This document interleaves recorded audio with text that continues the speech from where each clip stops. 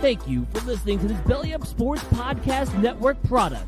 Some said we go belly up, so we made it our name, and we're still here.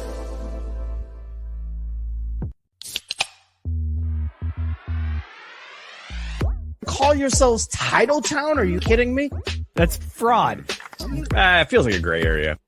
Spoiler alert, Canada. Cup's coming back to the US of A. There's way too much negative stigma attached to strippers.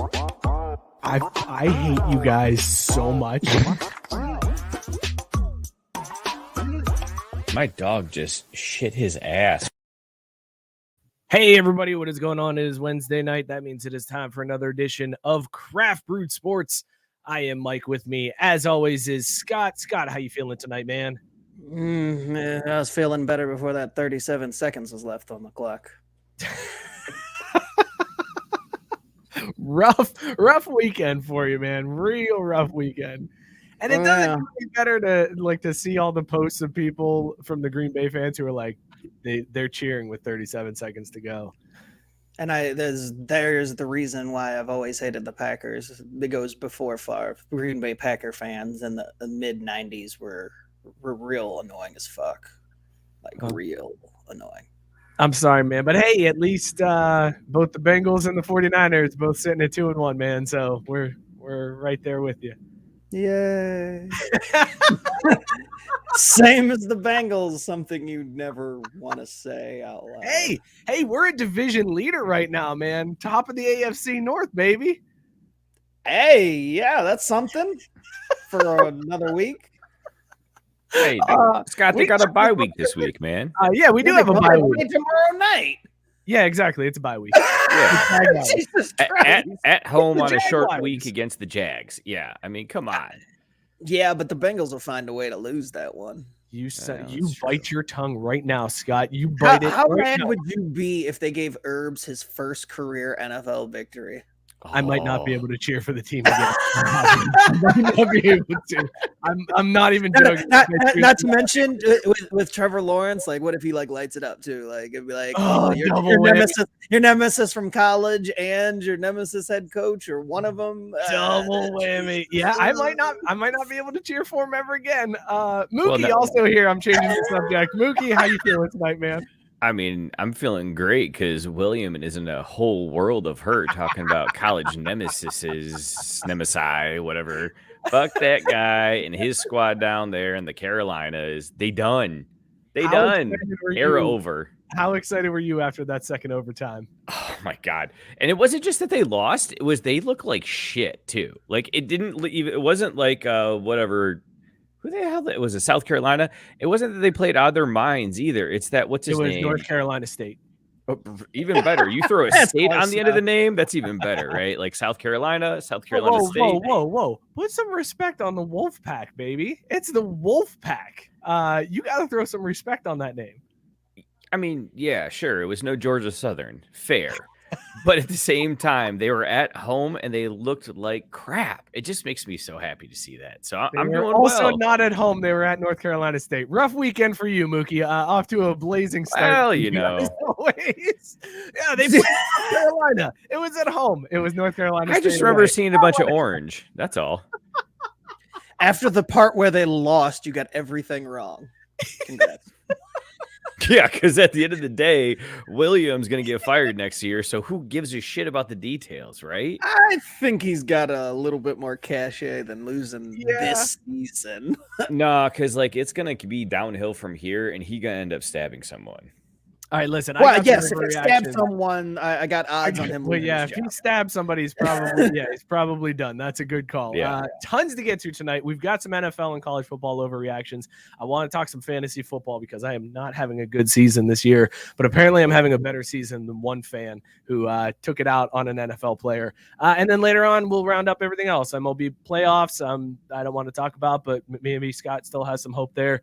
Because I sure as hell don't. And then I will squeeze in some U.S. Ryder Cup talk because it was a damn good weekend, baby. Squeeze. Jesus Christ. Before we get to all that, though, let's talk about these beers that we're drinking. Scott, what is in your mug, and make up a scale and rate it on it? Oh, wow. No pressure. I am drinking Samoa DeLite. Cultural insensitivities be damned. We're going Samoa. This is not a caramel DeLite. This is Samoa DeLite. And there's nothing fancy about it. It just says toasted coconut and chocolate stout. That's it. That's what you get. No fancy description, no clever write-up, just chocolate, coconut, stout, 7.5%. And this shit is damn good. I'm going to do this on the MLB playoff scale. So I'm going to give it a, let's see, the Giants and Dodgers at the top in the NL. So I'm going to go to the AL and say this is the Rays. Ooh. All the promise in the world, but we have to see if it's going to end up at the finish line strong, because the Rays always seem to stumble. So I like that. Very solid rating. Drew, what are you drinking tonight? I got a very creatively named raspberry wheat from Eddyline Brewing. Eddyline Brewing USA. They were very clear about that for some reason on Untapped, as if they were going to get confused with the other Eddyline Brewing in Germany. I don't know. Go figure. But they are actually out of Buena Vista, Colorado, United States. It's a 4.6 ABV, 357 caps on Untapped, slightly tart American wheat. Untapped United States? No, just Untapped. Oh, okay. Just Untapped, yeah. It's a slightly tart American wheat made. What? That's dumb. That's not how it should be written. Anyways, there's Oregon raspberries in there and stuff. Show prep. Hey, I literally copy pasted the description from Untapped because I'm like, look, if I just read this verbatim, I can't be wrong. Well, then you forgot about the part about needing to be able to read. I'm pretty sure I can read. I'm pretty sure whoever wrote this can't write. Is that what you have in the document? Because it's written perfectly fine. Slightly tart American wheat made with pure Oregon raspberries. Why was that so hard? It does sound better that time around. Queen's English, my friend. I think because you threw me off with the Untapped United States, man. I was reading the line, and then you knocked me off kilter. He'll read whatever's in the prompter. Goddamn right I will. I'm going to go ahead and on the MLB playoffs rating scale, rate this Notre Dame football, because that's what I watched during the playoffs, and it sometimes gives me joy, but usually is just something I do to pass the turning of the season. So, yeah. All right. Well, there you go. This week I am drinking Leafer, which is a Colorado autumn lager from Wiley Roots Brewing Company out of Greeley, Colorado. It's a solid beer, man. Those lagers, they can tend to be kind of, whatever. It's a lager, but this one actually has some decent flavor to it. It's promising.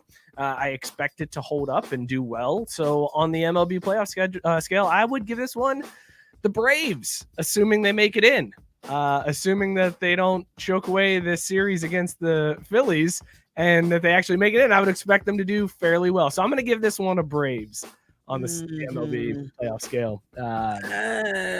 Waiting for that to turn real shady.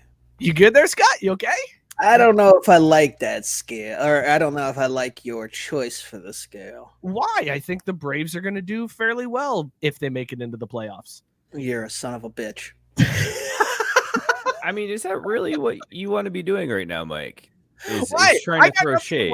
I got nothing to worry about. My team's eliminated because the freaking Cardinals won 17 straight and the Reds absolutely collapsed. The Reds couldn't win a series. That's why they're not in. The easiest schedule. They had the easiest possible path to the playoffs. They had like a 97% chance to make it, and they shit down their legs for the last month of the season. So I don't care. No, I'm going to bring everybody down with me. Screw it. Scott's coming down with me. Idana, he's a Philly fan. I hope the Phillies lose too. I hope the Braves lose to the Phillies lock it up, and then the Phillies lose in the first round. Well, what kind of shit is that? You want him to make the playoffs, but I gotta be on looking at him? Yeah.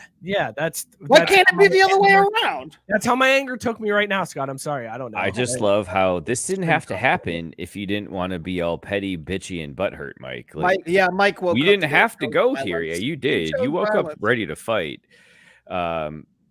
But it gives me great joy because, man, I just remember when they got to, what was it, August, and they reviewed the schedules, and the Reds had by far the easiest schedule and you were so excited. And I was just like, God damn it, they're going to make the playoffs. They had to play the Pirates like 94 times. Right. Yeah, the It was Pittsburgh the Pirates. The Cubs, the Nationals accounted for like 19 of their last games. And they're I was all like, currently in last place in their And the best part is seal it up. It's done, baby. The Reds are in. This is over. We got a 4-game lead in the second wild card spot. The Padres are falling apart, and we're playing the Pirates 6 more times. It's done. It's a wrap. Oh, wait, the Reds are a crap organization, and they're going to blow it? Of course they are. Listen, we're not here to talk Reds baseball right now. Let's talk a little football and some overreactions.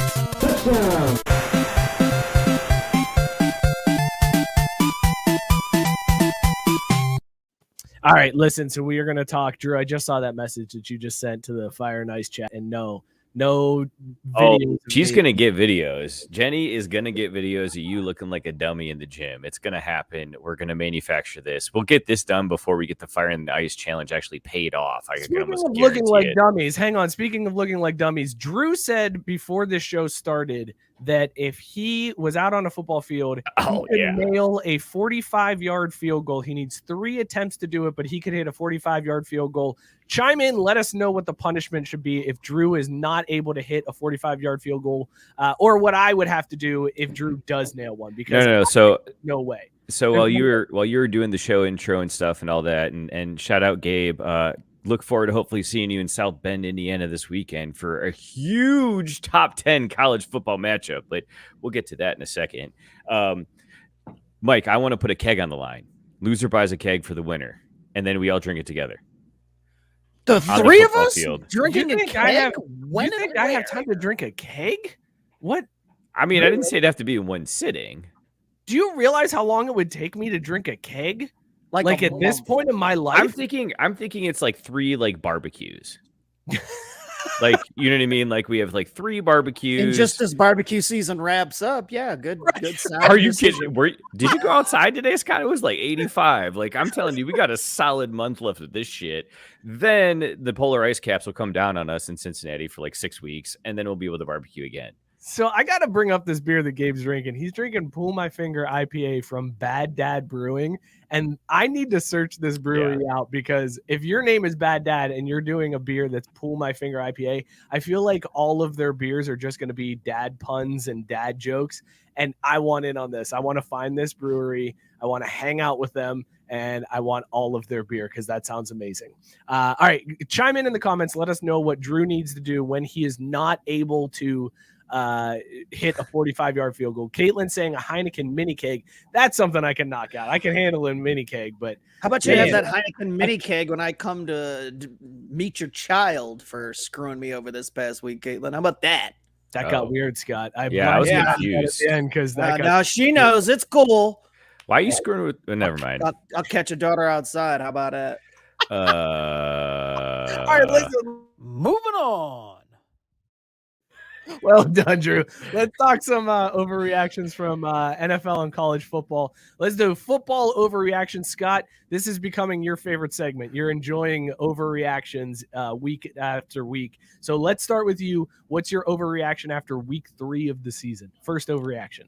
Justin Fields, Hall of Fame. That one was strictly for Caitlin. That was a last minute ad. As last minute added to my overreactions, that Justin Fields is going straight to the Hall of Fame. 9 sacks, Hall of Fame. In fact, put his jersey in the Hall of Fame this weekend. I mean, it's not often that you take 9 sacks in your first career start. Can we talk about this, though, for a second? Like, as terrible as Justin Fields was and as awful as that offense looks, does that elevate Mitch Trubisky in your eyes? Because it's amazing that Mitch Trubisky took that team to the playoffs. Like, Mitch Trubisky should be the Hall of Famer at this point. Well, let's get real here. Nothing elevates Mitch Trubisky ever. Yeah, nothing. Also, we're like 2 years removed from Mitch Trubisky. Yeah, you heard me. We were removed. Sorry, this raspberry's got me puckering a little bit over here. It's got some flavor coming through. Still super light, but hey. But speaking of Hall of Fame, I know who's not repeating, the Bucs. Oh, wow! Yeah, the Bucs look like ass this week. They lost. They're done. You put a fork in them. Calling it right now. Week 3, Bucs are done. Wow. Do you have them? How deep do you have them going with them looking this terrible? I mean, they'll win the South because it's garbage, and then they'll be out in the first round. Drew, how do you feel about that one? You think that's too much of an overreaction? I mean, it's tough, but at the same time, when Tom's going to hit that wall, he's going to hit that wall, and he's going to hit it hard. He hasn't hit it. He's 44 years old, and he hasn't come close to hitting it yet. Are you sure? Not gonna lie, might have to root for the Patriots this weekend. They lost this week, so just saying. Pretty sure he's hitting the wall. Just pretty sure the wall just hit. All right, here's my first overreaction for you guys.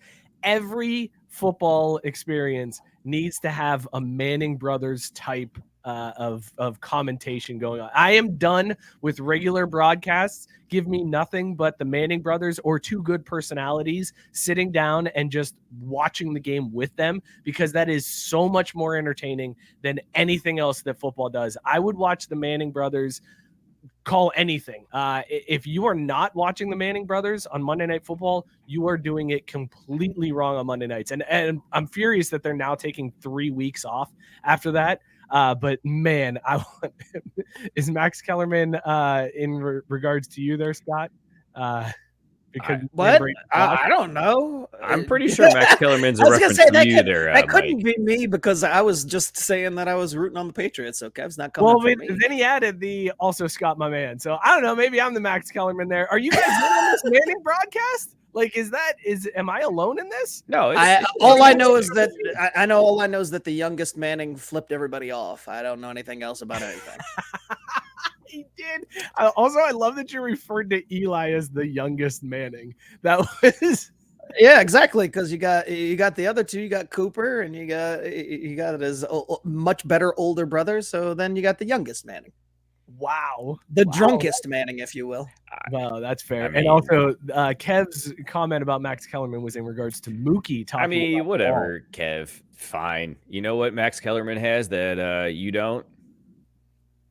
Nationally broadcast show.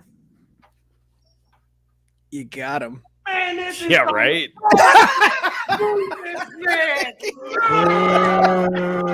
I love the Mookie victory sip afterwards. Hey, you know what? If you don't feel good about what you do, then nobody will. Kev said, "What's Max have a job?"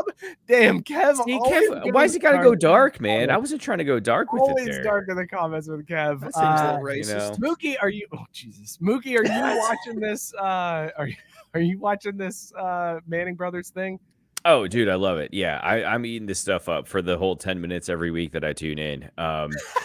And it's funny because usually what I do is I throw the game on when I'm going from, the living room into the bedroom and just kind of getting situated for the evening. I throw it on. I'm like, we'll listen to these idiots talk for like a segment. The only thing is if they keep cleaning up the broadcast in terms of like the producer coming on air and be like, commercial in 5, 4, 3, I'm going to tune out though. Cause like I want they've already done that. That's my point though. But if it continues to get better and better and more polished, like, no, I want to see Eli flipping double birds on screen and be like, they'll blur it out later. It's fine. I was about to do it, Mike, but for your sake, I didn't. Guys, the Chiefs dynasty is over. They're picking whoa, top 10. Wow, Scott, hopping ahead of Mookie, jumping. I was going to say, because what I was winding back around to is the Mannings are the healthy, wholesome, uplifting entertainment we deserve, which is why my first overreaction is that FC Cincinnati should hire Ted Lasso. It's not debatable. You can't have any other take than that. Browns are winning the Super Bowl. We said football hot takes, Mookie. Football hot takes and overreactions. Well, it is the Football Club de Cincinnatus, so that's definitely a football take. Is that really their name? Yeah, it's like Greek or some shit. How come they're pretty not? sure that's Latin. We're not a Latin city, Scott. We're definitely a Greek city. Have you been to Skyline lately? That's a good joke. Well done. Scott, you jumped in. You had two that you just threw out right away. I'm not talking. I said Browns winning the Super Bowl and Chiefs dynasty is over. 1 and 2, they're done. They're packing in. Get ready for the draft. I hope they're scouting quarterbacks. See, that's where I built I built on that we were talking earlier, Scott, because I think the real hot take you meant to throw out, but weren't trying to twist the knife as much is Chiefs are drafting a QB in the first 5 picks this next year. Without a doubt. Not even questionable, right? They're washed. The Chiefs are washed. Oh yeah. Rebuild mode, tear it down. I mean, if we're gonna go with overreactions, I'm going big, baby. That's right, Mahita. Mahita likes that one, Scott. LOL. Scott, thank you, Mahita, for chiming in. Laugh out loudly. Man, so the Chiefs, okay, but in all seriousness, like all jokes aside, they don't look like the same Chiefs team, like at all. They look, before you felt like that team could score at any second, and now it's like, I don't know, Mahomes is messing up. You got Clyde fumbling the ball. Like, you might be right, Scott. They might be done. This team might be over for real. Yeah, I mean, they're probably still going to win like 14 games and get in the playoffs and make it to at least the AFC Championship. Why would you backtrack off of that? Yeah, now I got to reload because the clip I put in is not the right one to shoot after that. So thanks a lot, you dick. Oh, my bad. I messed something up for you, Mookie. Oh, geez. Tell me how that feels. I don't know, because I've never done anything wrong. The mark of a true psychopath, right? I'm really trying to get in touch with Stu Gotts in his forum, and I've kind of is it Psycho or Socio? What's the one that you don't care about other people? Yeah, that one. I was waiting for one of you guys to make an Andy Reid joke at that point and compare Andy Reid to Urban Meyer.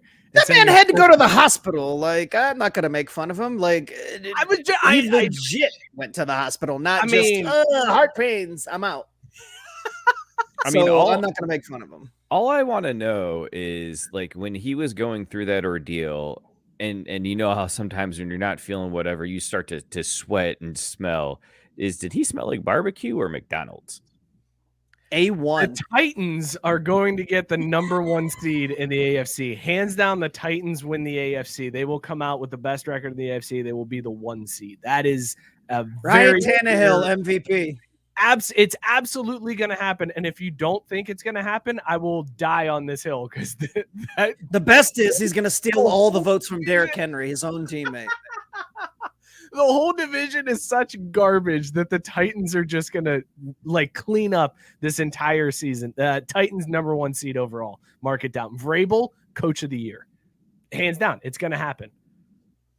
Then he's going to go out for a stupid out route in the end zone when they're in the red zone and catch it. And everybody's going to freak out like, oh my God, look at the linebacker who could catch an easily thrown ball. I'm not bitter. Mookie, what's your next overreaction? Your next football overreaction?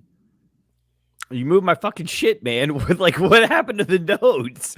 That's my overreaction. I see the articles in there, and I can't remember which one I was going to go with next to build off of that. Well, it wasn't in the rundown. We did it through text, Mookie. God damn it. Scott, what's your next overreaction? I spit them all out at once. I had all of mine. Browns are winning the Super Bowl. Oh, I guess we got Cowboys Rams NFC title game. Book it. Clearly, the Cowboys were just laying in the weeds, and they came out week 1 and they're like, yeah, we're gonna make Tom look good. We know he's on national TV, but it's clear 2 wins in a row, especially over the hapless Eagles, and NFC championship game for the Cowboys. Nothing less. Look, man, when you can outcoach a mastermind like Sirianni like that, you totally are clearly one of the elite teams in the league, because Sirianni, that guy played rock, paper, scissors with the potential draft picks. Like, he knows what he's doing. And Mike McCarthy just outcoached him this week. You're 100% right, Scott. Cowboys are definitely going. And Sean McVay might keep his chick.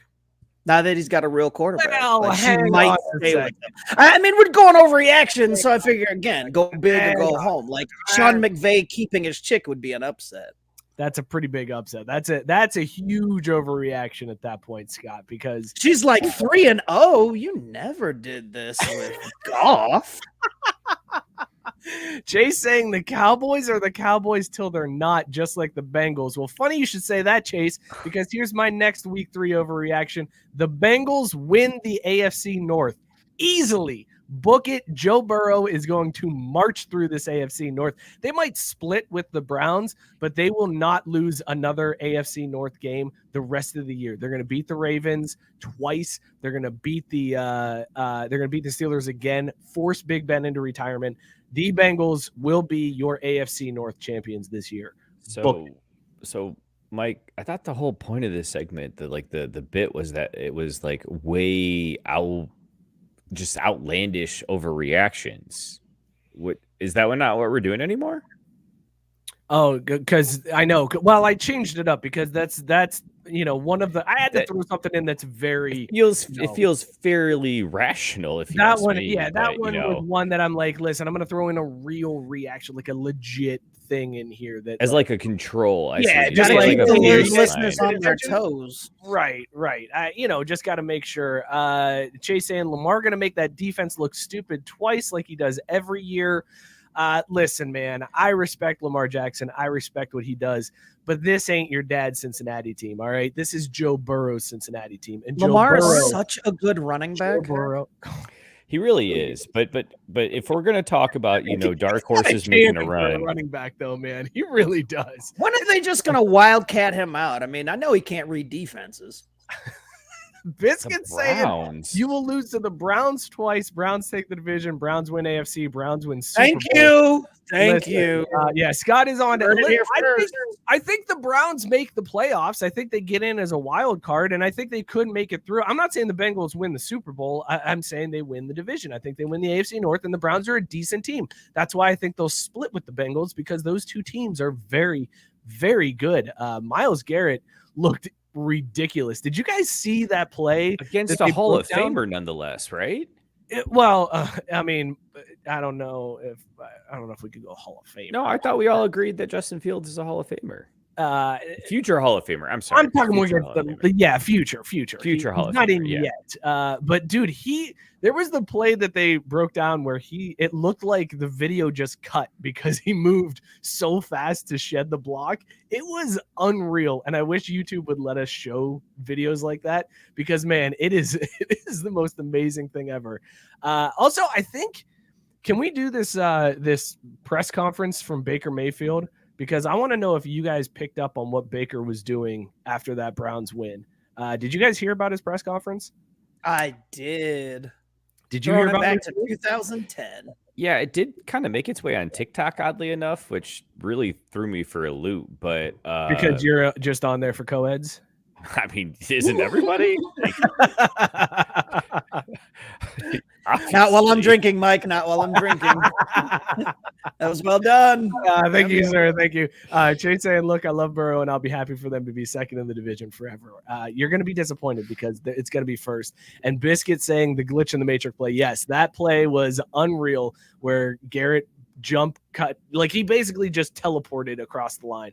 All right, let's talk about this Baker press conference, because Baker decided to sneak some things into his post-game presser, and this is what he had to say. Losing a guy like Jarvis, one of our key skill players, you're gonna have to have people step up. So it was, a blessing to have the late registration of Odell come in and play for us. That one seemed forced. I don't know, 4.5 sacks, I think, right? And that's unreal. And he's out there eating. Watch the throne with him, and then that was good. That was a good sack late with Miles, and then he turns the corner and hello, Jadeveon Clowney. There's never going to be a point where you feel like you've reached the graduation level, you've mastered the system. You always want to try and improve. And so for us, we just have that mindset, not being college dropouts, continue to get better, and finding ways to win. But run into and create contact, that's when you know you're in a zone. So that's the life of Pablo for Green. So I all I got to say is this just further reinforces the point that the Browns are done, because I think the saying has always been, if you've got two quarterbacks, you've got none. And it sounds like the Browns have like three. So I think they have no quarterbacks then, and they're basically fucked. Why did the Browns have three? Oh, were you not hearing the echo? No, it wasn't coming through on my end. Was it coming through on your end, Scott? Are you getting an echo? Yeah, no, I did hear the echo, but I was thinking my man should stick to planting OU flags on Ohio State fields. It was a little bit clever in the middle there, but it was cringy otherwise. Dude, he's done this in the past, though, right? Like, he always tries to work in phrases and stuff. Like, a baker is basically what you do with your friends. And, okay, Biscuit saying the echo was bad, so it just wasn't coming through on my end for some reason. Not sure why. I don't know which one of you guys has your mic settings all jacked up, but it's not on this it's end. Probably because you won't let me mute you, and that's why you're having problems not being able to experience the problems. Hey, Drew, if you mute me, the audio from my computer doesn't come through. So yeah, the echo would be gone. I had to check my settings, but it wasn't me. Not me either. I got the echo cancellation on. Yeah, sure you do. All right, listen. Bitch, I will screenshot this shit right now. Don't even come at me with that nonsense. What's your next overreaction? What's your next football overreaction? So I think we all kind of know and understand that just like Team Europe, the NCAA is doomed. Their time has come swiftly, and it's just finally we all need to admit it what it is. But I think the good news is that we have a home for Mark Emmert, because my next overreaction is that U.S. Soccer, clearly they need the visionary, the forward thinking, and the Oracle-like talents of Mark Emmert to save their organization. Drew, from now on, if you want to talk soccer, you have to do it in a British accent. You're not allowed to talk soccer normally. If you're going to talk soccer, you have to do it in a British accent. Like what territory of Britain? Like, does it have to be like a Cockney thing, or just like does it have to sound British at all? Cockney? Are we talking England, with the British or, Cockney in your mouth, or are we talking Great Britain? No, like, British do I get to include Wales and stuff in there too? Yeah, from now on, if you want to talk soccer, you have to do it in a British accent. Okay. I don't care what dialect you go with. I want to hear British accent if you're talking soccer. From Challenge accepted. All right, fair enough, because I can't just have you sneaking in soccer stories like that. People are tuning in, listening to this football talk, and then you it is with some Team USA bullshit. Dude, Mike, it is football talk. And by the way, I actually looked it up, and isn't it footy ball? True to Cincinnati form, FC Cincinnati is actually full name. Wait, no, say it correctly. Say it how you're supposed to. This is soccer talk. Say it how you're supposed to say it. My brain keeps going to Australian though. Football Club Cincinnati. If you don't do this in a British accent, you are never allowed to talk soccer on the show again. What if it's just like generally European? That Australian is mostly British anyway. Basically, they're just like the rejects and prisoners. Now that's the Outback. Let's not stereotype. Do it, Drew. Say FC Cincinnati's name in a British accent. Do it. So reminds me of that episode of The Simpsons. Say chowder. Governor, I can't fucking do it right now. Oh my God. You've legitimately frozen my brain. Hold on. He said, I need something to get started. Governor, I can't figure it out. I can't get it right. All I can think of is like Football Club de Cincinnati, and that's close enough. Great. All right, Italian. All right. I know it's Italian. That's why I asked if I could do it as like a European continent. Oh, you were just trying to pick one of the countries not United that I could States. Actually do without fucking up for like 5 words. Yeah. It's like, British accent, got it. It's me. It's me, an accento. Nostrovia. This is the Russian accent. Football Club Cincinnati. Wow. Oh, wait, hold on. Hold on, ready? Wait, I got it. I can do a Polish accent. Ready? Okay. Football Club Cincinnati. God damn it, Drew. Biscuit saying the KC Chiefs don't make the playoffs. He's on board with that overreaction, Scott. Chiefs don't make the playoffs. And Chase saying, I want that to be true. I feel like everybody wants that to be true. Have we reached that tipping point with the Chiefs? Like we always talk about that team that like they win so much that I'll tell you when I reached it 2 years ago in the Super Bowl. I'll tell you when I reached it 2.5 years ago when they let that fucker back on the team after he broke that kid's arm and threatened to kill his girlfriend to keep her quiet. That's when I turned. So yeah, fuck them. They can all eat barbecue till they die. Okay, real quickly. So every time we keep putting this picture up there, I'm like, Is that Enos Cantor in his photo? Like, what the fuck is that? It's really bothering me. Enos Cantor, look. It just looked like fucking Enos Cantor. Chase says that your impression, Drew, was like Fred Armisen in Eurotrip. Miss Scusi. The Football Club Cincinnati. Blame Robert. I feel like it's more than just Robert, though. Like, I think when a team wins enough that eventually people are just like, fuck these guys. I hope they lose. No. Chase is absolutely correct. Robert, I wouldn't give a shit about the Chiefs otherwise. Fuck them. Holy shit, that's you in high school, Chase? Wow. You look like Enos Cantor in high school. There you go. Oh, look at that. We get massive feedback. It looks like the cover of your R&B album. Look at that. Seriously. I would buy that shit. I'd make love to a CD that came out with that cover of. Like, come on. I say about that one, Scott, because that was not how I thought that sentence was going to end when you started saying it. So thank you for that. I wanted to make sure I got all the way to the end before anybody interrupted me. Speaking of Enos, remember Curtis Enos and how he had no penis? What? My next overreaction, this is the year that Jim Harbaugh beats Ohio State. It's the year. Ohio State no. Washed. Harbaugh is going to get his W this season. It's happening. Not only is Bill done at Clemson, Ohio State this season washed. Mark it down. Do it. Uh-oh. I like that one. Jay says dropping next spring with a 15-year-old cover photo. Seriously, if you put that picture on the cover of a CD and it just said "making them wet," I'd be like, I gotta pick this up. like it's just like, is that Enos Cantor? Oh no, that's the new one from Chase. I'm gonna buy it. That's that new joint. I gotta keep one pristine. Oh no, you should know. You need more than two then, because you need one for the bedroom, one for the living room, and then you need to keep one clean. Oh, one for the car. One for the car. Right. Well, I was going to say car. I was like, well, no, family show. Yeah. No, the minivans. No. But I mean, that's the one for the car is the one you listen to because you just like, you like smooth R&B. Oh, you're just trying to like jam. While you're driving. Yeah. That had nothing to do with fucking. You're just casual listening, if you will. Yes. There you go. Around town. We've got the name of the album, "Making Them Wet." That's the name of the album. Wait, Scott, how does this look though? Is it making and then an apostrophe? Is it making, or is it just MAKI and like no apostrophe?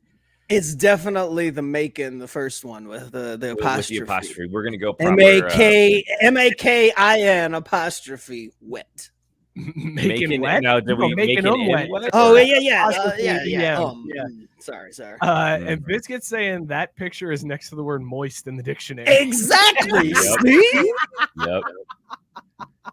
It's not called making him gush for a reason. It's making him wet. Yes. Jay's saying he's going to hire Scott as his manager and creative director. Yeah, that's okay. I quit, boys. I'm out. We got "Making Them Wet" is the title to this album. What's the first track off of "Making Them Wet"? Because I feel like it's just something like it's just a sound. Opening track or the first single? The first single. Okay. Is just like a grunt. No. Wait. I was gonna say. So you said first single because I was like, if it's the opening track and this is a '90s R&B album, it's probably a skit.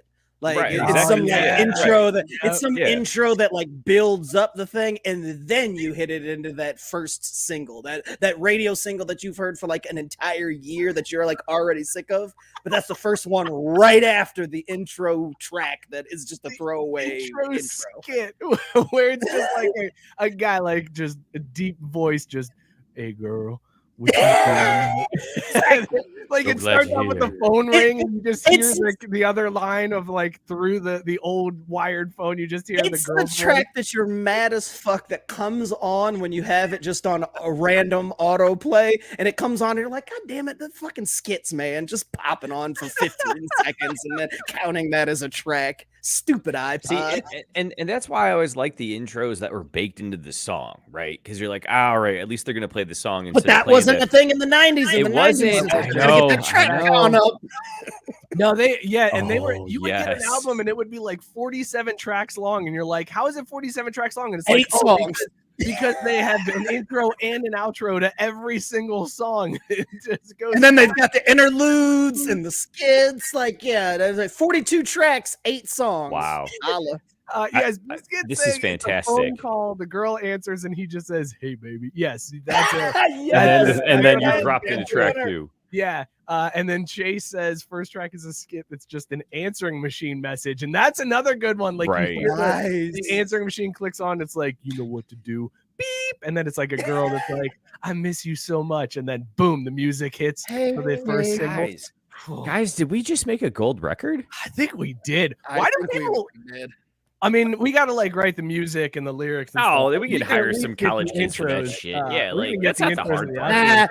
The 90s, we get Quincy Jones to do that. We'll be all right. Exactly. Look, if Shaggy can pull this shit off, we can. What's Tommy Mottola doing? He's got this. Probably not a lot if he's alive. Look, if we want it to be a hit, we need Babyface. Babyface wrote everything. Ooh, yeah. Edmonds on a couple of tracks, no doubt. Everything in the 90s. Like, he wrote it all. So that's how you get a gold record in the 90s R&B game, right there. Like, hey, Babyface, what can I? Right? I do want one cut with Teddy Riley producing. One cut. Teddy can do. Got to get that Teddy produced cut in there. All right, you guys got any more football overreactions from me? Let's just talk Chase's R&B album. Right, like I was gonna say, you know what this makes me think of? Workshop this. Genuine, you gotta have some Genuine. Yes. But Genuine, he's on that ballad towards like the back half where like things are starting to be like, man, this thing's playing on for a while, whatever, and then he lights it back up. Wow. Fingering.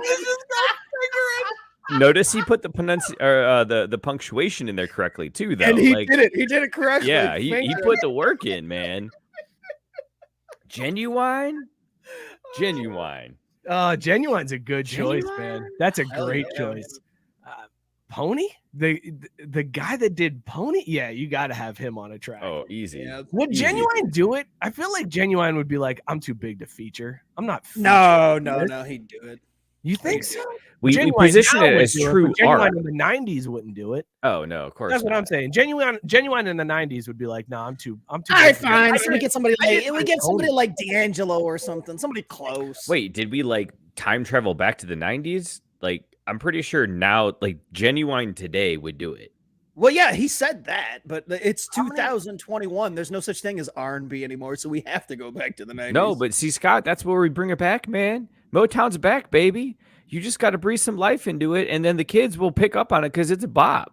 All right, here's actually all we have to do is we just have to come up with like a part of a track, and then we put it out on TikTok, and kids would do a dance to it, and the next thing you know, Applebee's buys it for their commercial, and they play it every fucking college football game. So there you go. That's how we make $1 million, fellas. That's it. We don't even need the whole album. We just need that first track. We need like 30 seconds. The hook. 45 seconds. Yeah. 45 seconds. That would actually be a track. That'd be a good track on this album. 45 seconds. Ooh, yeah. It's 45 seconds and it's 45 seconds long. There's also one that's got to be called "Put a Baby in You."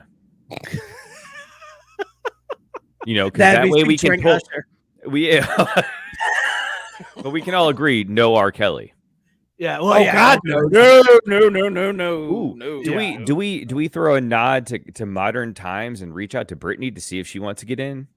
Modern times. She was at her height in the late 90s. Like, oh no, she's having a rebirth here, Scott. Her residency in Vegas. Yeah, and it's still not anywhere near as huge as she was at her height. But that's what I'm saying. We bring it back. We put a little twist on it here with what we're doing. I think it's got some legs. Capitalize on that Netflix marketing budget. We do need to have a track with a female singer mixed in there. Paula Abdul. I don't know if Britney's the way to go, but we do need a female singer. So not Paula Abdul. No, not Paula. What do you think Brandy's doing these days? Oh, Brandy's a good choice. Brandy's a really good choice for that one. Chase is saying that Genuine would see the cover and he'd be in immedially, no questions asked. I think he's right. Wait, actually, I got an even better one. Yes. The last track is called No Condoms. I'm sterile.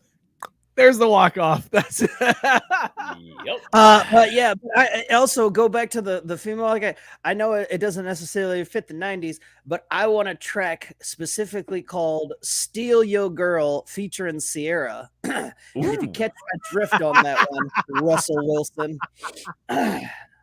That's how I want that to go. Now, see, Scott, we were doing well, but now you made it personal. It's not about the art anymore. Come on, bring it back. Dude, to music, everything bud. in the 90s had subtle jabs at everything. Like, you just had to look hard enough. Be like, is that motherfucker talking shit on this R&B track? I think he was. But you know what? I'm going to finish what I'm doing, and then I'm going to beef with him. Hey, guys, I don't think Shout the Big out. Ten's making the playoffs this year. Oh, whoops. Who? Wait, wait, hold on a second. Are we sure the Big Ten's not making the playoffs? Or are we going to get just before selection time where they make a rule that makes sure that the Big Ten gets in? That's a good point. They might do that. That's a very Like good last year when they're like, okay, fine, you can have 42 losses, but Yep, that's what had if me you got. won the first Saturday of the season, you're in. That's a good point. Biscuit said we need a feature rap from Deion Sanders on the album.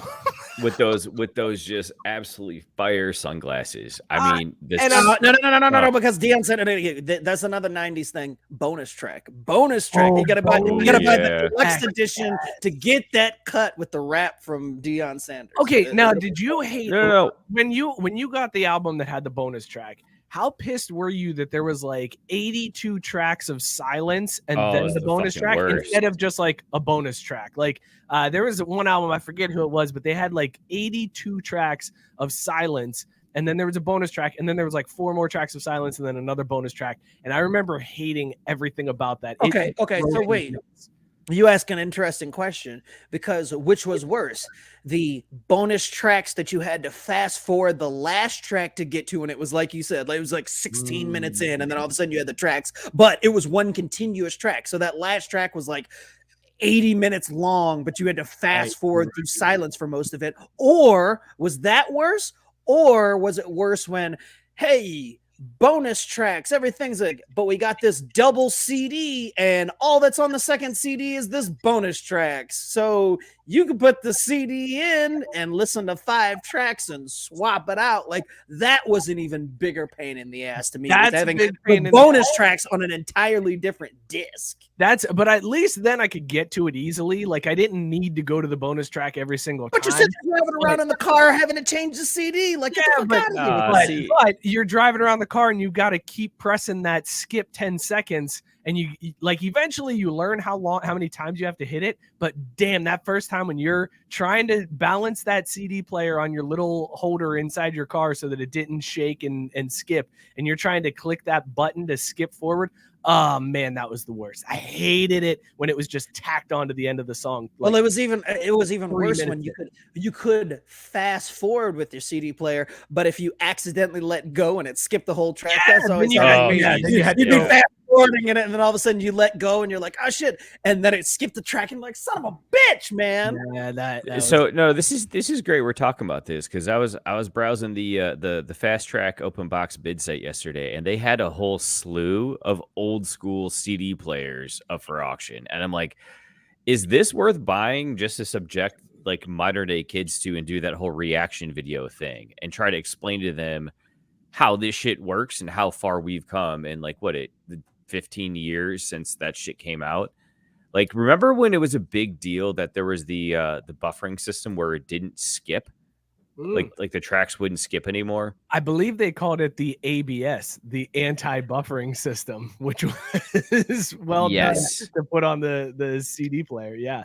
Oh my God. Like that changed the game. Now, that also is why, to me, the worst one is where it's 8 minutes of silence on the same track as opposed to separate tracks. Because when you rip the CD, you don't give a shit about those extra tracks. You just delete them. That's a good point. Like, that's what I was doing. So I don't know about y'all and having to click and do this, that, and the other. Well, you're also young, man. You're way younger than we were. Like we were I was before also a ripping. sucker. Like I was like, I gotta have the CD. I don't want to. Oh yeah, you probably want artists that I actually like. I want the cover art. I want I want it all. So like, Scott needed to have I was that. paying Like, my full $20 like a moron. he needed the full size Backstreet Boys poster to hang in his bedroom, and if he had gotten it off a bootleg copy, he wouldn't get that to hang above his bed. Chase saying bonus tracks are only on vinyl and you have to flip the record. That is true. That's always fun too. Or when you just reach to the end of the A side, it just and just keeps going until you finally wake up and get yourself less high to flip it. Caitlin was rich, and she said then they came out with 5-disc players in cars to turn around and remove them all together. 5-disc player. I never had a 5-disc player. I had the CD player that had the car, like the cassette Car adapter, baby. You had to slide in. Oh man, right? Then I thought I was hot shit because I got the Bluetooth or the FM adapter that plugged in. Yes. Like connected. You had to tune to the correct station. But then if you were driving somewhere and then that station came in, you had to find a new FM station that was just static. Hell I never had a 5-disc player in a car. Are you kidding the struggle me? is real. That was, and see, that's the thing that gets me these days about, kids these days and they're distracted driving with cell phones and shit. And it's like, motherfucker, we were able to change FM stations on the CD player and the car audio and didn't get in a wreck. Why can't y'all figure this shit out? Like, I used to sit there with my CD book in my lap, flipping through it while I was driving, switching out CDs. Yes, you grab it. You had to steer with your knees, and you had the book so that you could flip through and find the CD that you wanted. And then and the book weighed like 20 pounds. Because your brother moved it to a different spot from where it normally is. You're like, I know it's always on page 4. Son of a, where the fuck is this CD? Kids these days, they don't know. They don't know what they got going. So that brings back to the original point. Should I buy some CD players to punish these children and show them what's up? You might have to. I might have to, right? Caitlin said I might be younger too, less on the rich side. That's my bad. My fault for assuming at that point. I mean, but it's a solid assumption with the 5-disc CD changer. The cassette. Yeah, the cassette plugged into the cassette deck. Yes, the precursor to the aux cable.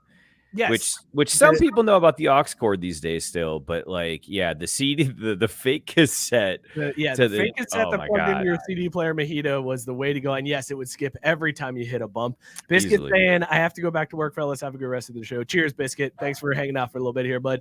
Catch the replay. Am I the only one that thinks about like buttery, soft, fluffy Southern biscuits when we see Biscuit's name? Yep, you are. Anyway. All right, cool. Chase said the giant CD folder and the CD player with the removable faceplate to keep it from being stolen. I had that too, where you had to pop off the faceplate and like that was going to keep people from stealing your radio. And then Caitlin said, yeah, I never had any of this when I was driving. Maybe my parents did. God damn. That hurts. She said so. We're just going to pretend like she didn't say that. And what was your first car? The first car that I owned or the first car that I drove? The first one that was like a car that like you were a main driver of, so that like you had your own shit in there. Like you had the CD booklet or whatever. You know what I mean? My parents' 1986 Dodge Grand Caravan. Nice. Yes. It had wood paneling on the side. It was all red. And then I didn't put oil in it. Burned oil. And then on Christmas, in the engine threw a rod. And my dad again told me I ruined Christmas for the family. Well, I didn't mean to bring up this pain, Mike. I'm really sorry. I was genuinely curious. It devolved right into a story that was like, oh, yeah. Shit, I'm sorry. So did you say it was a 97? 86. 86. I was close. 97. I was going to say, I was like, you rich bastard if you had a 97. Oh, wait. Hey, Caitlin. Oh, Caitlin, 97 convertible. Holy shit. Convertible. Yeah, 86? It was an 86 Dodge Grand Caravan. I'm just trying to do the math. I'm like, dude, look, yeah, I know you are technically correct that yes, I am younger than you guys, but not that much younger. You're like, holy shit, that's impressive. That car stuck around. That wasn't your fault, Mike. That car died because it was its time to go. Yeah, for sure. Scott, what was your first car? I had a 95 Neon. Okay, that makes me feel a lot better. Yeah, fancy, it was nothing. No, the only thing that was fancy about it was red. Other than that, it's like, yeah, nobody pay attention to the fact that I'm driving this neon.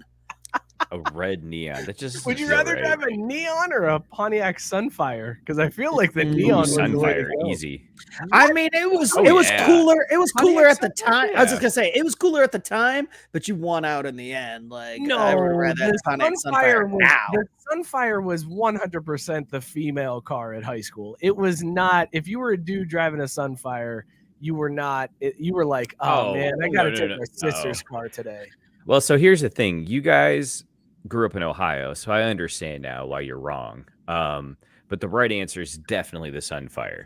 But Scott, Ray your Malaluga got caught with a DUI in a Sunfire. Just throwing that out there. Who did? Ray Malaluga, like back when he played for the Bengals. Did he really? how the fuck? Why is that stored in your brain? Like, Because I remember seeing it and making the joke was Ray Malaluga driving a 16-year-old girl home from the bar, because that's all that drove Pontiac Sunfires was 16-year-old girls. actually, that's not a bad move either, though, because if she's got the car, then you don't have to have one. So, I stand by my point. My first car was a 97 Ford Windstar van. So Nice. more in line Holy with shit. Mike on make and model, but more aligned with Scott there on year. But then again, also back more like Mike, because I got shit from my dad when the Windstar died. Because he said, oh, you didn't change the gas filter. You didn't put gas in it. And you ran it into the ground. Filter. Which, right? Like, what the fuck? That's some bullshit. Like, that's not going to kill a car. But like a broke ass high school student, I never filled up until it was empty. And so I kept running out of gas on the side of the road, and I had to get bailed out 2-3 times. And he got pissed at me. He's like, when it's that low, it's pulling dirt into the engine and it's going to ruin it and whatever. So then when the engine dies and we go to like scrap it for parts is when they tell us the gas tank itself was dented. So it actually held like 2 less gallons than the gauge said. And I turned, I looked at him, I was like, see, motherfucker, this shit ain't on me. Like, you going to come at me like that? Like, it wasn't. That's as bad actually as, a like, hilarious reason. right. You were running out of gas. I'm like, what? Chase says he drove a 1998 Mazda B2500 pickup, basically a Ford Ranger. That's And then solid. Dave said he drove a 99 Ooh, Honda CRV nice. for his first one. He also said Ray Malaluga just got another DUI. So cheers to you, Ray Malaluga. I hope Well, you're again, still in the same Pontiac Sunfire. He was with the Bengals at the time. I'm like, why are you driving a Pontiac Sunfire when you're an NFL football player? Whatever. Seriously. Because if you're going to live in Cincinnati, low cost of living, might as well double down with a cheap ass ride and make the most of that rookie contract. It Because you was ain't. such a bizarre thing. Oh, All right, guys, God. let's give a shout out to our friends. Are we over- gonna do the theater? Yes, we're The getting theater. there. That's next segment, bro. Did you not read the rundown? Are you moving? No. I didn't know gotta- if it man. switched because we moved everything around. Fuck off. Read the beer drop sponsor. Oh, Let's give a shout out to our friends over at Beer Drop. If you want award-winning craft beer delivered directly to your door, head on over to craftbrewedsports.com/beer drop. Our friends at Beer Drop will hook you up. All you got to do, fill out your flavor profile, tell them what kind of beers you like. They will curate a box of award-winning craft beers and ship it directly to your door. If you go through our link, craftbrewedsports.com/beer drop, you get $5 flat shipping. If you don't want to sign up for one of the plans, you can just go and order beers. They have all of their pumpkin beers. I just put in a box. It just came like within the last week, all of the pumpkin beers. I switched out my beer drop from this week and added even more pumpkin beers to it. Go right now, craftbrewedsports.com/beer drop. Fill up your beer fridge today with Beer Drop. I was able to find that sellout queue a lot quicker today. I'm pretty proud good of myself. work, Motherfucker Michael. compared me to Mookie. why is that a bad thing, man? I feel like I'm doing all right. I did. Oh, I think you did. I think we all know. I think we all know. Wow, why you gotta bring race into this? God damn. Wait, what? Huh? Mookie with the sneak. Race card. Well done. That was well played. I'm like, Yeah. A sneaky race card on that one. All right. I wanted to check in on fantasy football and see how you guys were doing because I am 0-3 on the year. I am absolutely screwed. My team is in disarray. I've got no hope at this point. Dalvin Cook is still questionable. Mike Evans is like barely doing anything for me. I hate that Mike Evans is one of my wide receivers because Tampa Bay is one of those teams that you never know who Brady's going to throw it to. Whoever he picks this week is going to have a you do, huge week. Gronk. Well, but no, he's like his wide receivers. Like one wide receiver has a great game every week, and the other ones are just sitting there. Yeah, his name is Godwin. Yeah, I was just gonna say I have Godwin, and he seems to do all right week after week. And if Antonio cannot test positive, him. Actually, now that I think about it, I just beat Chase in the CBS league this week to move to 2-1. Oh, nice. Well done, Chase. And Chase is on the 0-3 squad as well. So, all right, shout out Chase. Me and that sexy R&B motherfucker Chase are 0-3 this year. Scott, how are you sitting in fantasy? I am 2-1 in one league, and then the other two leagues I'm 1-2. But here's the kicker: in the one league that I'm 1-2, I've lost 2 consecutive weeks by a fucking point. By a single point in 2 straight weeks. And going into Monday night, it was like, oh, gee, all I need is Zach Ertz not to do anything like he has for the last season and a half. Nah, he'll catch a touchdown. Fuck you. And I lost by a point. I was just like, this is like, I was like, oh, I'm on track to win both of my games in the other league. And this one, I mean, Zach Ertz, like, it's not going to happen. I'm fine. Like, I'm going to go 3-0 this week. I wake up, I win the 2 that I thought there was one that I'm like, might I lose? Might I win? The one that I thought for sure was in the bag. I look and I'm like, Zach Ertz, you son of a bitch. You're lucky your wife's hot. Oh my God. Yes. Right. Mookie, how are you doing in fantasy this year? Pass. Because y'all are just gonna get mad at me, and it's not gonna go well for me in the end. You and fucking Derek Carr. Yeah, y'all are pissed, and you gave me shit about that too. And I got. Are you 3-0? In which league? Because I've gone 3-0 2 of the 3 weeks of the season. And by that I mean 4-0 actually, because I have 4 teams. Wait. Say that sentence again, exactly how you just said that. I've gone 3-0 2 out of the 3 weeks of the season. How do you go 3-0 2 out of the 3 weeks of the season? That doesn't. Am I drunk? What the fuck happened? Well, I hope you're drunk, but no, I forgot. I don't have 3 teams. I have 4 teams. I was saying I've won 3 out of 3 games 2 of the 3 weeks of the season. I've actually won 4 out of 4 games 2 weeks of the season. Such a terrible way to put that, Drew. Well, dude, whatever. Like, fine, whatever. So I'm 3-0, I'm 2-1, and then I'm 3-0 and 3-0 and 2-1 on my sister's team that she doesn't know I'm playing, but it's on my account. So I'm like, fuck it, whatever, because she ain't checking shit. So yeah, y'all don't want to talk about my prowess over here. It's filthy.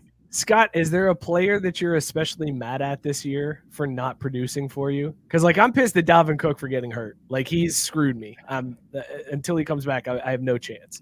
No, yeah, nobody specifically is underperforming. And when you I've put up a decent amount of points, and then the one league, I lost 2 weeks in a row. I lost by a point. Like, there's nothing else I can fucking do. Like, I'm not really mad at anybody. Like, it's just like I've had terrible luck in all of my losses. Like I think 3 of the losses, if you look at, so I'm 2-1 in one league and 1-2 in the other 2. So that's what, 4 and 7.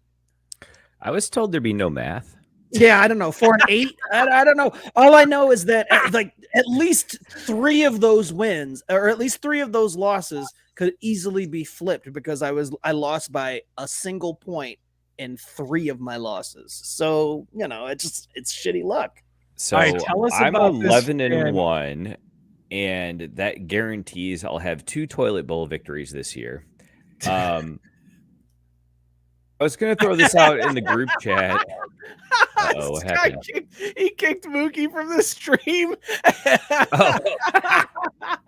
I was a little mad there for a second when you were like, I'm 11-1. I'm like, I'm not even going to mute him. I'm going to remove him. That's how upset I am. Look, man, I'm sorry, but I tried to pass. Now, I didn't try very hard. You're very smug. It was the smuggest pass ever. Smuggest pass ever. It was not a Dakota pass because those are always completed. Mookie and your bullshit. I went 3-0 2 out of the 3 weeks. Scott, tell us about this. Hold on. I'm trying to help Scott out here. This is therapy, okay? This is fantasy football therapy. Scott, tell us about the fan who got really upset about fantasy football. Oh, Jesus, man. So if you ever have the idea, me and Mike have legit reasons to hop on Instagram, hop on Twitter, and maybe chastise some of these players. Maybe Mike a little bit more than me because I'm just unlucky. But I don't think that if you have Jalen Raegor on any of your fantasy teams, you should jump into his DMs and decide that it's a good idea to talk shit because my man is not here for it. Not even a little bit. So so a fan did this to Jalen Raegor, and wait, what was his name? When you do this to a professional athlete, you assume that nothing's going to happen, that they're not even going to see the message. But in this case, he did. So with that being said, Scott and I, we would like to do another installment of Craft Brewed Sports Theatre. Favorite on this show. Oh, it's been a while, Scott. It's been so long. I was so excited to see this exchange. So Scott, set it up. You will be playing the part of Raegor, correct? Please. Oh, I thought we decided. I thought we decided you were going to play Raegor, but okay, fine. I'll play Jalen Raegor. Okay. You play hapless moronic fan. All right, cool. We're gonna go this view because I can't keep switching back and forth while I'm reading the script. So I will be the moron fan here. So this was how everything started. And we get into character. I'm a douchebag. Okay, here we go. If you get 13 plus fantasy points, I'll buy you a Big Mac. You suck, man. Wow. Nigga, fuck you. Should I keep going? Or should I say? Oh, okay. I should keep going. Because he just drop your addy. Yeah, bitch. Doing all that talking. Y'all fucking fans talk to T.O. damn much. I'll knock yo soft ass out. Man, relax. You're not gonna get a Big Mac talking to me like that. Yeah. Now it's relax, bitch. I'll beat you the fuck up. Drop your addy, soft ass nigga. I'll end all that bitch ass talking quick. Man, aren't you 5'10"? You better relax or I'm telling Sirianni. Talking about tell.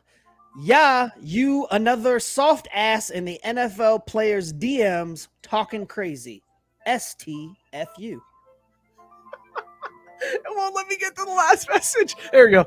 Look, man, am I going to drop you? No, but I'm going to need at least a TD like week 1.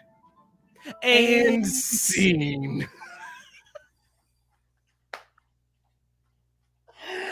I love that Jalen Raegor, who was a rookie last year and did absolutely dick, comes out this year and, is just bold enough to, maybe he's tired, maybe it was just not the right time, but this fan deciding he was going to go in on Jalen Raegor, and Jalen Raegor was just not here for it. He just wasn't fucking here for it. He's like, you know what? Fuck this guy. And I think outside of... outside of outside me outside, having somebody tell you to drop your addy, that is to me that's the crux. It's got to be immediate shitting your pants when an NFL player tells you drop your addy. That's what it's like. Oh, I fucked up. But either that fan tried to save it. Are you serious? You're not gonna get a Big Mac out of me talking like that, trying to bring it back. And then when he threatened to tell Sirianni, I think that was legit. I think he was seriously seriously, shut up, man. I'll snitch, dude. I will totally tell on your I will tell on you for this. Drew, your face during that was amazing. Well, yeah. Why'd you guys have me on screen while I was going pee? all I could think about was somewhere Fletcher Cox was like, man, you got to handle yours, bro. I mean, I'd be out here fucking dudes bitches and I ain't got no worries, but you out here worried about a guy in fantasy. Like it wouldn't happen to Fletcher Cox, not me. Yo, I want to get you pregnant. That's also a track on Jason's R&B album. Wait. Think about it. That is 2 fucking CBS theaters that we've done for fucking Eagles players dealing with random fans. Shout out! Now one was for fantasy football, right? Like no. This was Eagles both times. No. But I know, but like completely different head coaches, front office. Like there's been turnover. From I don't know if it was right? different front office, but definitely different head. I mean, enough people got fired that it. Yeah, this was under Doug Peterson, like for Fletcher Cox, but I don't know that the whole front office got turned over. Maybe. I mean, you could be right. People did. All I'm saying is, it may be a pattern or maybe just a trend, you could say. I think what we're trying to say here, people, and the thing to take away from this week's Craft Brewed Sports Theater is don't be a fucking dick when it comes to fantasy football. None of this shit matters. Like, you're going to have to do a punishment if you suck really badly, and you might lose some money. But in the end, don't send a DM to another human being and expect him not to want to fight you for it. And my takeaway is no matter what you do, if you're getting fucked by a Philadelphia Eagle, whether he's fucking your bitch or fucking up your fantasy team, just don't DM him. It's not going to end well for you. Just stay out the DMs. They're either going to keep fucking your bitch and not care, or they're going to want to whoop your ass. But do not under any circumstances DM a Philadelphia Eagle because it won't end well for you. And if you're going to do it, don't offer him a Big Mac. At least meet him halfway and either give him a quarter pounder of cheese or a Whopper, right? And I mean, if you're going to do it, just know we will be here for you on CBS. Absolutely. Because you will get theatered if you do. This is exactly why I wanted StreamYard to do like where I could solo 2 people and we could just do like a 2-shot on that one. I mean, isn't that every man's fantasy to solo 2 people? Yes, to solo 2 people.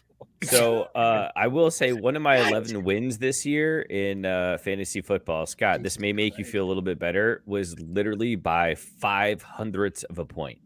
So 0.05 points, and I got the victory. I lost by 0.08 of a point. So no, that doesn't make me happy. You can go fuck yourself. Why? It's a tighter beat, Scott. No. But I lost by 30 to a lady from work who didn't start a running back or a wide receiver. Oh, yeah, you win.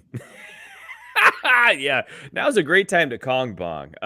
Speaking of which, I don't know, are you on their marketing list for emails? Because that shit is clever as fuck, man. We got a good team. Yeah, God, what was theirs today? It made me laugh, and then I got called out on a call for laughing during the call, so I had to delete the email and just saying, wow, Tyson.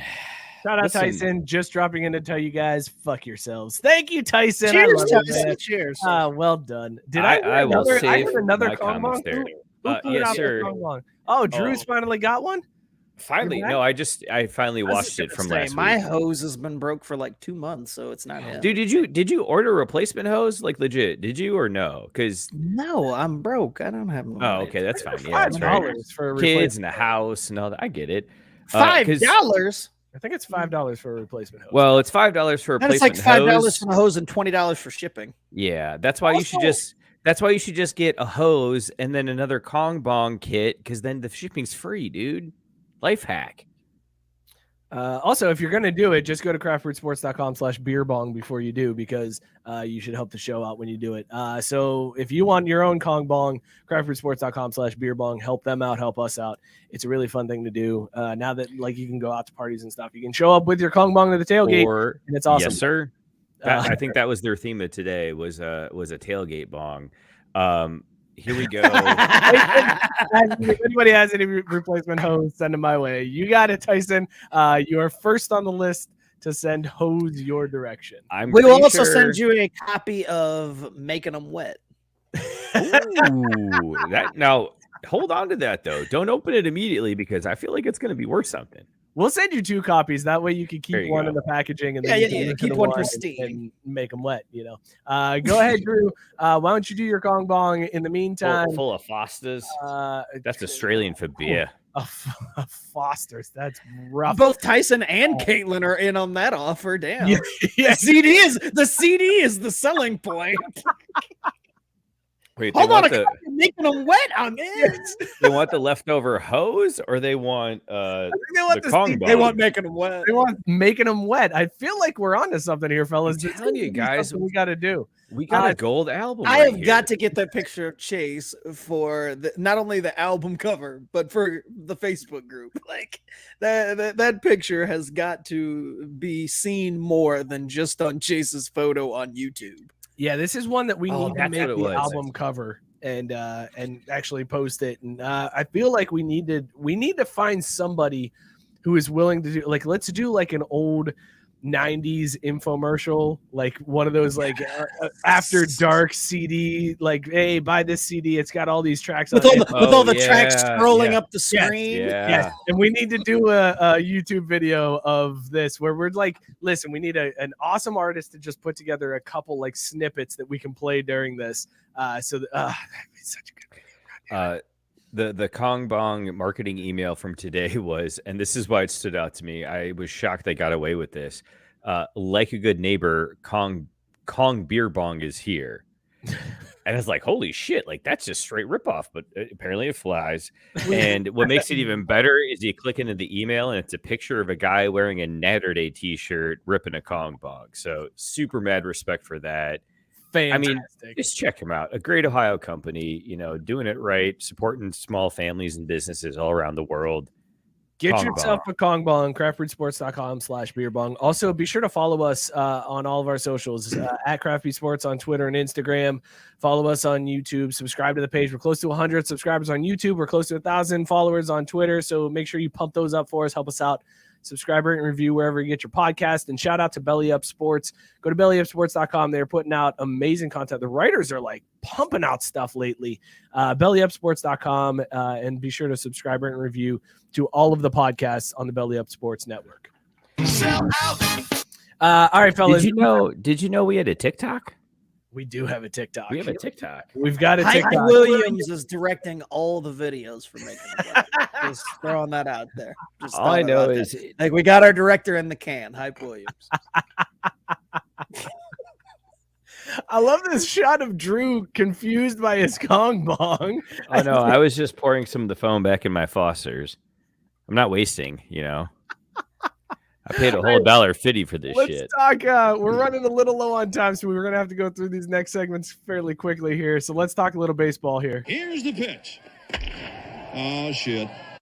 Let's finish it off like September. Was that echoing to you, Mookie? Because no, that's why I didn't understand what that presser did. I don't get that. I don't know. Well, it's different. You're running the presser from your computer, and the transitions are from StreamYard. So very strange. Anyways, baseball. What do you mean strange? I just explained it. It's still strange. Send them a thumbs down at the end of this, Mookie. Anyways, don't you worry. I will be giving them feedback. Playoff picture in shape. They never answer my feedback though. How are your Braves? They do. They answer it every single week, and they send it to me because it's my email address attached to it. Why? And it's always. Why won't you forward that shit at least? Always, hey, dummy, just plug in instead of going on Wi-Fi. Or they're like, hey, stop fucking with our setup that we put together. And turn it off and turn it back on. Dummy. It's funny. Usually when I hear the "Hey dummy," it's why don't you just unplug it or pull out? Scott, how are the Braves doing? Braves are winning against Philly. Their magic number's 3. All they got to do is win a couple more and they'll be in, and life is good. Like if they win against the Phillies today and tomorrow, or any combination of 2 more games and a loss by the Phillies, they're in. So I'm riding high, because if they get all the way to the end like they have with 5 games left and find a way to Reds this, I will be so mad.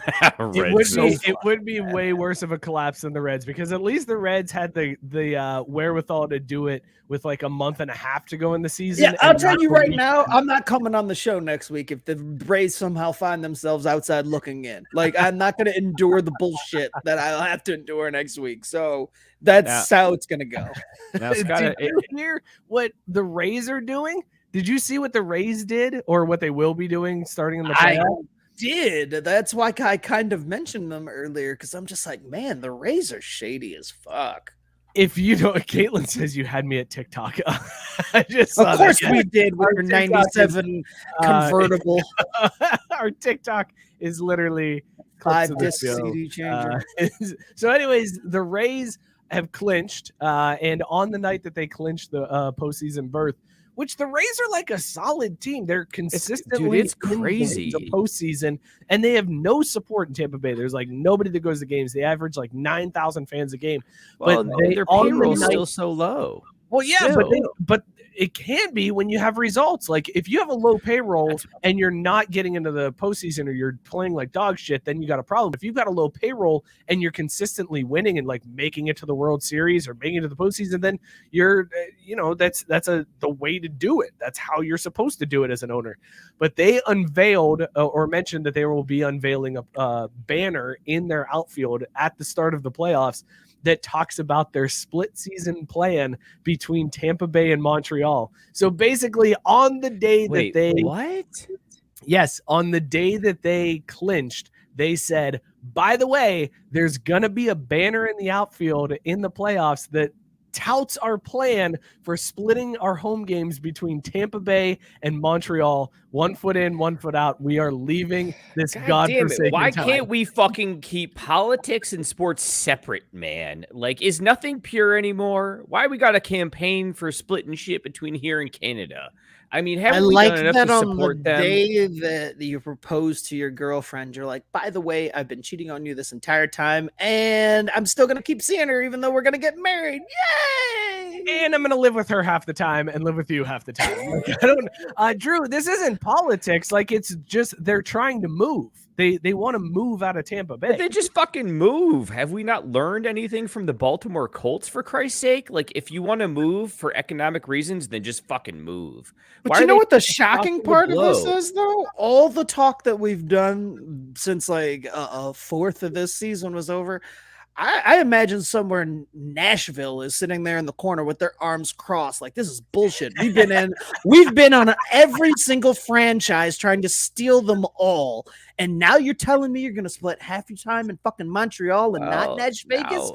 This is some bullshit. Nashville is pissed at this. Well, now to be fair, Scott, to be fair, I'm pretty sure that Nashville's baseball scene is owned by the Commodores scene. Baseball scene is owned by the Commodores. Vanderbilt, right? I'm aware. But I mean, remember they were trying to steal Cleveland.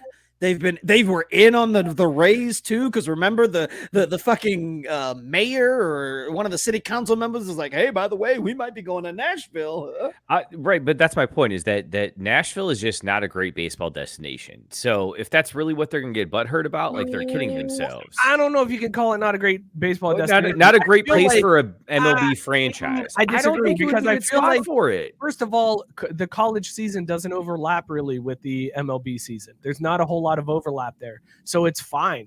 And they have a built-in baseball fan base. You're talking about moving a franchise. Why wouldn't you move it to a city that actually likes baseball? Like, you're talking about going from a team where they can't get 9,000 fans into the stadium to where Vanderbilt pulls out all the time. So if it's like, hey, by the way, we'll draft a couple Vanderbilt players and they'll play for this team, and you're golden. They are set if they go to Nashville. No, but that's my point, is that's not what baseball wants to do, because Nashville, they've got the Predators, right? They also have the Titans, right? The Sounds. What? The WNBA the team? A baseball team, the Nashville Sounds. Oh, right. Jesus yeah, them. What the fuck? AAA baseball? You expect me to know why that? Why does baseball give a shit? Because because what they're saying is, if we have a failing franchise, why move them to a market like that where we could get a foothold somewhere else that's going to offer bigger gains? Montreal is a bigger market revenue wise than Nashville will be for baseball. You sure about that? They've got the Grizzlies, the powerhouse Grizzlies that are in Memphis. That's in Tennessee, ain't it? I mean, Well, now close hold to on a fucking minute. enough. If you're gonna mix up Memphis and Nashville, then we have to have a different conversation. I'm saying it's within the same like general region. Have you ever Like, had the fuck Nashville about- barbecue and then had Memphis Oh, for barbecue? fuck's sake! I'm talking about the fact that Nashville's the 28th TV market in the country.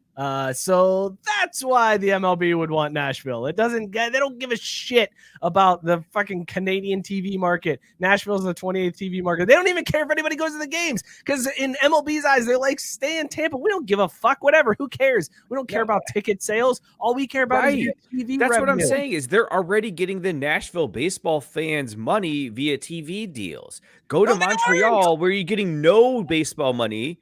No, they aren't. What regional network? What Bally Sports Nashville is showing a team that people would tune into because they're in their own backyard? 4. It's not that they're turning into a specific Bally network. It's that people in Nashville will buy MLB the ticket or their red zone equivalent. Where the fuck that is? TV. Yeah, sure, that thing. T-Mobile gives it to me free. I never fucking watch it. Like, that tells you enough. But they already have that market. They already have the Nashville market paying for subscriptions, paying to stream baseball games. They don't need to put a team there and invest in that market to capture that money. So go do that in Canada, in Montreal, where no one gives a fuck. But if the Expos come back... It's not about MLB TV, man. It's about the Rays moving to a market where the Rays get a regional sports network deal that is more favorable to them because the Nashville market would be more beneficial than the Tampa Bay St. Pete market. It doesn't matter. MLB doesn't give a shit. The league doesn't care. So basically what you're doing right now is you are making the Charles Barkley insurance commercial argument is that Charles Barkley is the first kid drafted in a 4th grade pickup basketball game. Yes, you are absolutely right that the Nashville market is better than the Tampa Bay St. Pete market. And better than the Montreal market. No, false. I was drinking Samoa DeLite, toasted coconut and chocolate stout, 7% ABV. On the baseball playoff scale, this is still the Rays. I'm assuming that it's the Rays that are still in Tampa, not the ones that were arguing about maybe going to Canada or maybe going to Nashville. But I got to tell you, holy shit, if you can get a Samoa DeLite, if you get your hands on one, do it. Fantastic ass beer. Just fucking good. Is this like based on? I meant to ask you earlier. Is this based on like the Girl Scout cookie? Is that what? It absolutely, yeah, no, it absolutely. See, that's what is. I was hoping. The chocolate and the caramel. So why's it got to be racist then? Because it's just a good cookie. That's what I said at the very beginning of the show. I was like, cultural sensitivity be damned. So we've had before. Wait a minute, no, Mike, don't push past this. Is it culturally insensitive to call the Girl Scout cookie a Samoa? Yes. God damn. All right. That's why they changed the name of it. Oh, well, see, in Michigan, it's always been the caramel DeLite. Oh, yeah. No, it was the Samoa pretty much everywhere. But then, yeah, it started slowly phasing in as the caramel DeLite everywhere because Samoa was deemed culturally insensitive. Sure. Okay, cool. Thank you. Where do you put this one, Scott? Because we had thick mint and thin mint on the show way back in the day. But those were Southern Tier brews, and you know how we feel about Southern Tier brews. So this is a Girl Scout cookie type beer, and how does it compare to those other Girl Scout cookie beers we've had? I will say it stands shoulder to shoulder with them, and in terms of comparing it directly to the what was that Southern Tier one called, like Samoa this? Oh yes, Samoa this. I will say that was, in being a dessert beer, it was slightly sweeter. So if you want to back off on the sweetness and not have that, I would say this is the beer to go with. Like, as much as I like Samoa this, Samoa DeLite is slightly less sweet. So you'll have Samoa more of that one. All right, Drew, what were you drinking and rated on the MLB playoff scale? I was drinking a handheld keg of Foster's. I mean, sorry, no, that's not right. I was drinking the raspberry wheat from Eddyline Brewing USA out of Buena Vista, Colorado, United States. It's a 4.6 ABV, 3.57 caps untapped wheat beer, slightly tart American wheat made with pure Oregon raspberries. And I got it right that time. It was good. It was a good beer. It wasn't great, but like this is a good beer to have every once in a while.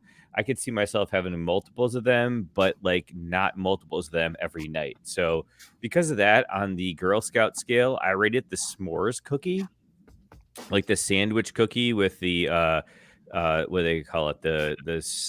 Not sourdough. The graham cracker cookie with the chocolate and marshmallow filling on the middle of it. Do you know what I'm talking about? A s'more? The s'more cookie from Girl Scout Oh yeah, that thing sucks. That's one of the new age ones that I'm just like, why does this exist? Yeah, well, I like them. I'll devour an entire package in one night, but then not eat another one for a couple weeks. So that's why I rated the That's Eddyline the mark Brewery. of a not good cookie. I don't know why you switched to the Girl Scout cookie scale, but okay, cool. Thank you, man. I didn't want to do the baseball playoff scale. I don't know what the fuck to say for that shit. Thanks for doing that, man. I was drinking You're welcome. Reefer from Wiley Roots Brewing out of Colorado, and on the MLB play, that sounds memorable, Caitlin. Yes, it does.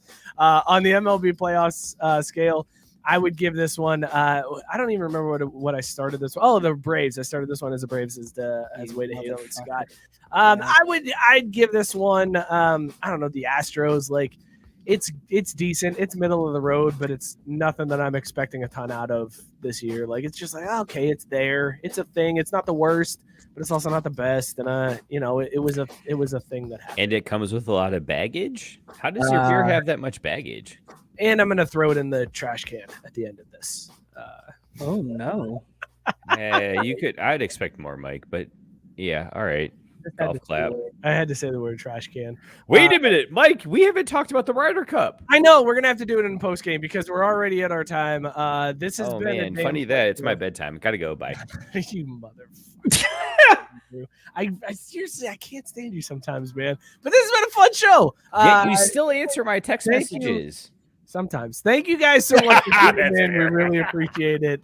We appreciate all the comments tonight. Look out for Chase's album dropping this spring. We're gonna making them wet. I seriously want to do something with this. I want to get this off the ground. Be sure to follow us at Craft Brewed Sports, Twitter, Instagram, like the show on Facebook. Subscribe to the YouTube channel, hit that bell so that you know when we post new videos and when we go live. Subscribe, rate, review wherever you get your podcasts. It helps us more than you understand. So please go do that. And also check out bellyupsports.com and subscribe, rate, and review to all of the podcasts on the Belly Up Sports Podcast Network.